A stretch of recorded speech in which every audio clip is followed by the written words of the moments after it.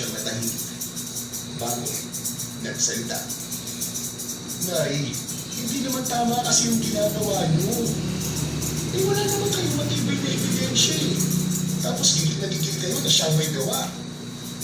Paano kung hindi pala? Paano kung nagkamali talaga kayo? Ba't ako pa ang mali ngayon?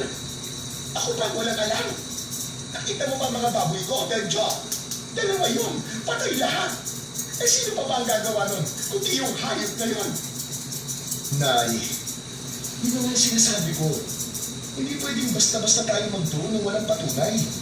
Paano kung idimanda kayo ng tao? Ang hirap na nga ng buhay. Idimanda ka pa ng paninirang puri. Paano na? Paano kung makulong ka? O kaya pagbayarin ka ng danyos? Ang kapal na lang ng mukha niya kapag ginawa niya yun. Ay nako. Pogi! Anong hay nako ang sinasabi mo? Ay Benjo, kung makabuntong hininga ka dyan ha? Akala mo, hindi ako nanay mo ha? Pero mas kinakampihan mo pa yung estranghero yun ha? Kesa sa akin. Hindi agad nakasagot si Benjo. Umiling na lang siya. Sabay napakamot sa batok. Hindi naman sa ganun, Nay.